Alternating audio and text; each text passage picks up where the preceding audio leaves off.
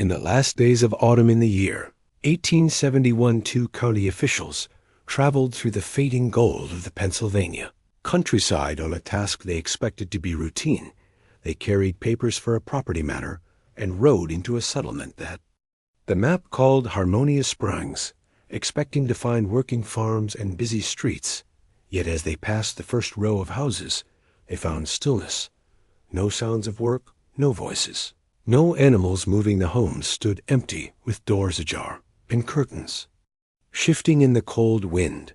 The silence deepened as they reached the center, where a large 3-story brick structure loomed. Its windows dark and its door unlocked inside. The air was stale, and the corridors echoed with each step in cabinet after cabinet. They discovered papers bound in neat stacks, 15 years of patient records, but the words inside were not about healing. They described the deliberate breeding of human beings as if they were livestock, detailing physical traits and the results of calculated pairings. The deeper they went, the more disturbing the files became. Some pages bore sketches of children with twisted limbs or elongated skulls outside on the hill above the creek. The earth was marked by rows of crude wooden posts. When the ground was opened later by physicians, they found graves filled with children, many of whose bones bore shapes so unnatural that the examining doctors admitted they had never seen such forms before. Amid the papers lay a small journal belonging to a young woman named Sarah Brennan. Her final written line contained only 5 words: "We were brother and sister." Those words would haunt every investigator who read them, for they hinted at an intention so cold and so precise that it reached far beyond cruelty into the realm of design. 15 years earlier, in 1856, Pennsylvania was in turmoil. Coal mines collapsed without warning. Steel machinery tore fingers from hands, and clouds of dust filled the lungs of men, women, and children. Alike, medicine still clung to ancient ideas. Bloodletting mercury tonics, filthy water poured into cups by unwashed hands into this landscape road. Dr. Cornelius Engelhardt, a tall man in his early 40s, with white hair framing a sharp face, his voice carried the smooth authority of someone used to commanding attention. He claimed training in Vienna and Berlin under renowned European scientists. He spoke of a new science of heredity before most doctors had even heard the term, and hinted that through controlled unions, the weaknesses of the body could be erased forever. He had money enough to purchase 800 acres along Conoy Creek land with a natural spring that smelled faintly of sulfur, which he declared to have healing qualities. Within months, laborers had built a vast medical facility and 36 identical houses laid out with geometric precision.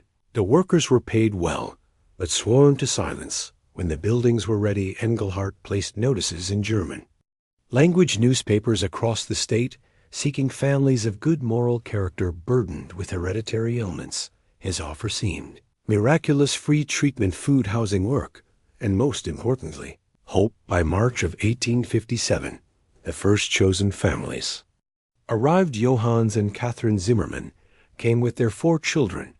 The youngest, Peter, so bent by rickets he could hardly walk. Jacob and Elizabeth Greber arrived with their daughter Anna, pale and worn by seizures. The Yodas brought a little girl with a cleft palate that drew stares in their hometown.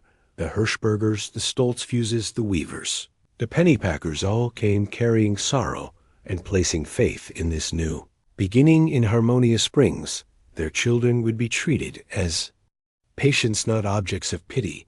Men were given work in workshops and fields, women in gardens, or as assistants. Wages were steady. The mineral water seemed to bring color to cheeks. Peter's legs began to straighten. Anna's seizures grew less frequent. The Yoda girl's mouth was repaired in a surgery that, though primitive from modern standards, was advanced for its day. But life here came with rules. Leaving required Engelhardt's written permission.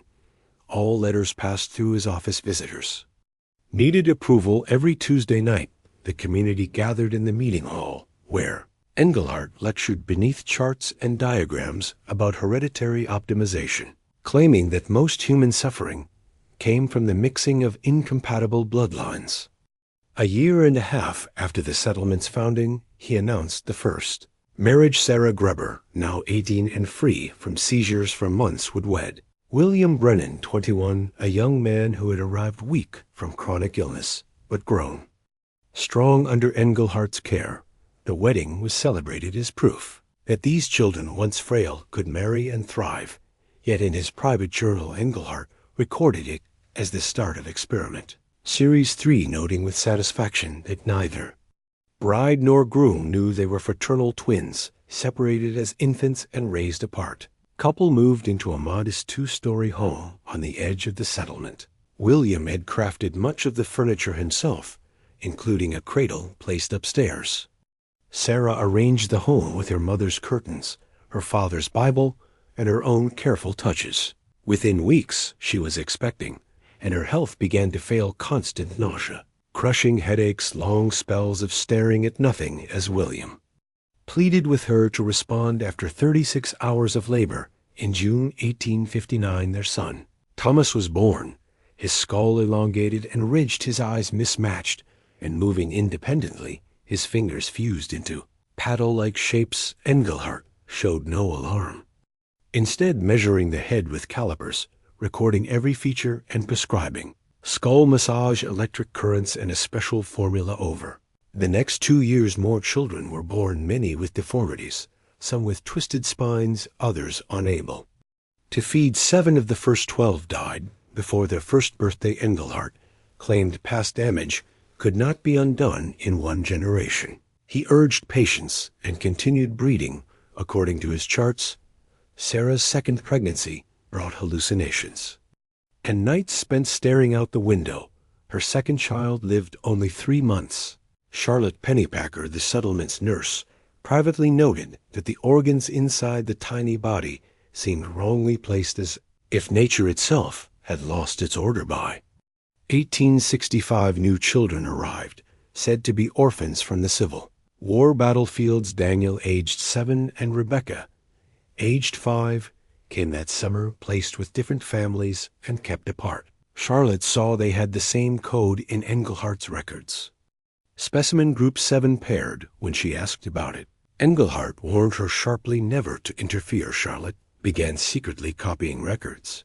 Hiding them under her floor, she found receipts for purchased children notes on desired traits and letters. To other doctors running similar programs, she realized Harmonia Springs was part of something far larger. In the spring of 1868, sickness swept the settlement. Engelhart called it hereditary fever, but Charlotte knew it was measles and scarlet fever.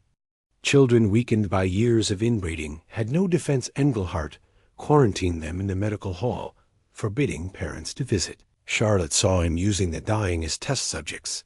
17 died in 3 weeks, buried together without farewell. Jacob Zimmerman, who lost all 4 of his children, could bear it no longer. One night, he broke into Engelhart's office, finding ledgers mapping breeding pairs and marking redundant specimens. He saw Sarah and William joined by a red line to a note reading Group 3 twin separation experiment, and found birth certificates proving they were twins before he could leave unseen. Engelhart discovered the intrusion by morning. Jacob was declared insane and sent to an asylum. No one saw him again.